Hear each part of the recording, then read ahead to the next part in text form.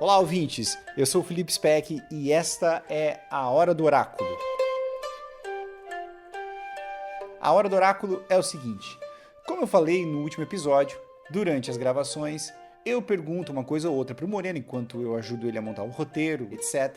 E de vez em quando, ele tira da cartola uns causos incríveis, alguns surreais, outros emocionantes.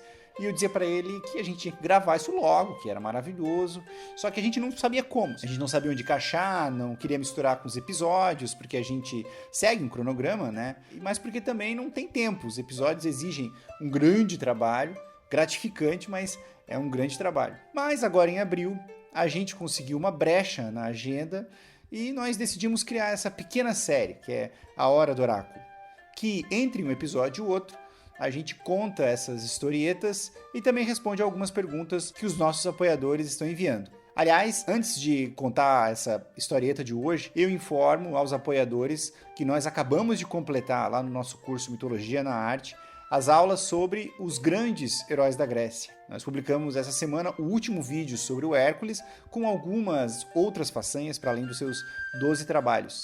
E também contamos como foi a morte e a subida do herói ao Olimpo. Tudo pela voz do Moreno e pelas mãos dos principais artistas do Ocidente. Quem apoia na modalidade Deus tem acesso a essa e a todas as aulas que nós já publicamos, e a cada quinzena a gente lança uma aula nova. Nós temos aulas lá sobre os amores mortais de Zeus, sobre os amores de Zeus com mortais, é fato que algumas morrem, a Io, a Europa, Calisto, Ganimedes, a Leda, mãe de Helena, a Alcmena, a Semele, a Danae. E agora as aulas com os principais heróis da Grécia, o Perseu, o Belerofonte, o Jasão, o Teseu e o Hércules. Tudo lá em noitesgregas.com.br. Bom, depois de vender aqui o nosso peixe, função que cabe a mim, conta aí, Moreno, qual é a historieta de hoje?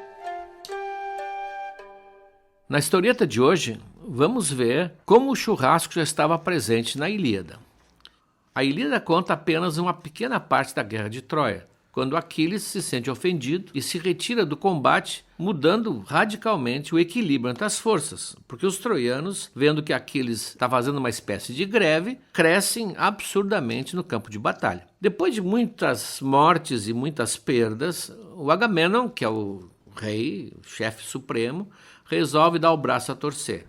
Então ele diz: olha, eu errei, eu sou um chefe, eu sou obrigado a reconhecer, eu errei, vou pedir desculpas a Aquiles e vou lhe fazer uma oferta de vários presentes para ele poder voltar ao combate e voltarmos a ganhar de novo a guerra que nós estávamos ganhando.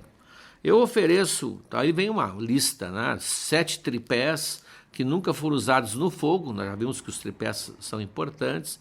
Ofereço 7 cavalos especiais, 20 vasos belíssimos, tantos quilos de ouro, e que depois dessa guerra terminada, ofereço também que ele se torne meu genro, que ele case, que eu tenho 3 filhas, ele pode escolher e vai ser muito bem recebido. Só que alguém tem que ir lá fazer essa oferta. Para que vocês possam imaginar a cena, imagine uma beira de uma praia.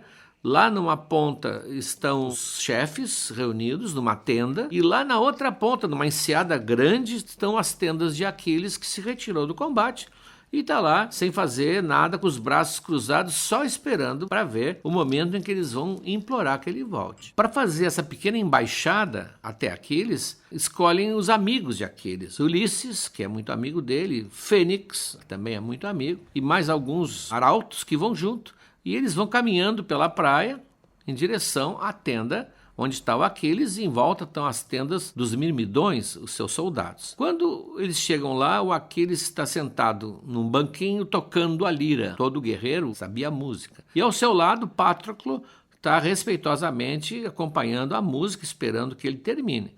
Quando eles veem chegar Ulisses e Fênix, são os amigos, né? Eles levantam, os dois, e dizem: bem-vindos, eu saí do combate, eu discuti com Agamenon, mas vocês são meus amigos, por favor, entrem aqui, sentem, vamos falar, vamos conversar. E recebem hospitaleiramente. Aquiles então faz um sinal para o Patroclo para que ele prepare uma refeição para receber os convidados. Então a refeição que o Patroclo vai preparar é simplesmente um churrasco, mas um churrasco feito dentro do preceito. Aliás, Alguns estados no Brasil tentaram se colocar como inventores do churrasco. Espetar um pedaço de carne no espeto não tem nada de invenção. Isso é feito desde a pré-história. Mas nós vamos ver aqui o churrasco na Ilíada. O que faz o Patroclo? Ele tem uma espécie de escudeiro que o ajuda, então eles colocam uma tábua, uma mesa bem ampla, e ali ele vai preparar as carnes. Tem uma ovelha, uma cabra selvagem e tem também uma metade de um porco, diz Homero, suculento. Não tem gado porque era muito difícil o gado ser abatido na Grécia, principalmente esse gado menor, que é o que vamos comer. Então eles preparam as carnes, fazem os cortes, separam, enquanto o cocheiro de Aquiles, Automedon, põe uma lenha forte numa fogueira e queima até o fogo se extinguir. E fica aquele braseiro que é exatamente o necessário. Nesse momento, o Patroclo espeta os pedaços de carne em espetos e constroem, eles têm lá 2 suportes transversais, apoiam os espetos e a carne começa a pingar na brasa. Para a concepção de Homero, a carne tinha que ser gorda. Sempre. E os pedaços de honra eram sempre os pedaços mais gordos. Isso é um hábito de toda a Ilíada, da Odisseia, que se vê que a gordura era muito procurada pelos guerreiros. Então a carne fica pingando naquele braseiro alta e depois que está chegando a um certo ponto, aí que ele põe o sal, polvilha o sal, o que mostra que ele sabe realmente assar a carne, né? Vários tratados de churrasco colocam isso como fundamental, que a carne não vai dessorar antes de estar quase pronta. Colocam o sal, diz Homero, o sal sagrado. Então eles tiram dos espetos, põem em cima da mesa, aqueles pedaços. O ajudante traz um cesto de pães e eles então são convidados e vão cortar pedaços, fatias de pão e pedaços de carne e vão comer um churrasco entre amigos, tomando vinho, até que toda a carne termine. Então Ulisses pede a palavra e vai falar. Temos aqui, portanto, uma cena da Ilíada, bem clara, no canto 9º, que é um churrasco à la grega, feito na beira do mar com os amigos. A voz do oráculo de hoje, além da historieta, responde a uma pergunta da Concília, de Americana. Ela quer saber o seguinte, Moreno. Existe alguma relação entre Hermes, o deus, aliás, me chamam de Hermes aqui também, né? Alguma relação entre Hermes e as Hermas? E aí, Moreno, o que tem em comum esses dois? Dona Concília, não é por acaso que a palavra Herma se escreve como Hermes, com aquele H. As Hermas eram marcos de pedra que marcavam o limite de territórios, marcavam o início ou o fim de uma estrada, encruzilhadas. E a função da Herma, ela era, vou usar uma palavra difícil, mas logo eu vou explicar, apotropaica. Essa função apotropaica significa afastar os maus espíritos, afastar os seres do mal. Mais ou menos como se faz em outros lugares com a figa, com a ferradura.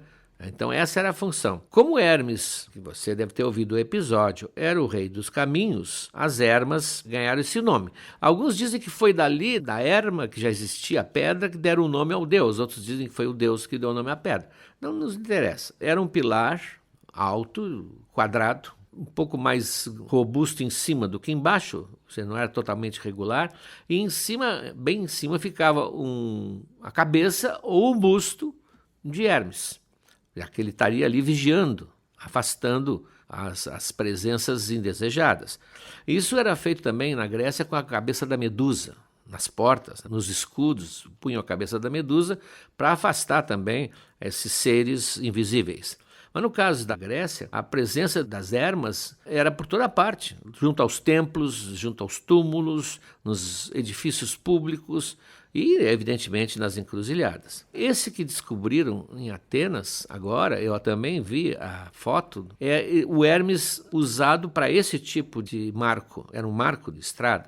Ele é um Hermes mais velho, não tem aquela cara maliciosa do Hermes jovem, que aparece em muitas representações, é um Hermes de cabelo grande, de barba cerrada, com um olhar mais severo, porque ele está ali tomando conta, na verdade essa é a ideia. Um detalhe que a senhora não viu na foto, e não sei se nessa estava lá, mas um detalhe interessante é que todas as Hermas tinham lá em cima a cabeça ou o busto, talvez alguns chegavam até o busto, e na altura apropriada, a senhora me entende, embaixo tinha em relevo o órgão masculino, porque a ideia de que com a presença do órgão masculino, o amuleto se tornava mais poderoso. Muitas vezes, inclusive, esse órgão masculino estava em posição de ataque, se a senhora entende também. Esse não sabemos, eu não vi se esse tinha todos os atributos, mas é mais ou menos como faziam com as estatuetas do Príapo, que nós falamos lá no episódio da Afrodite, que é o avô do nosso anão de jardim, que era colocado também para assustar,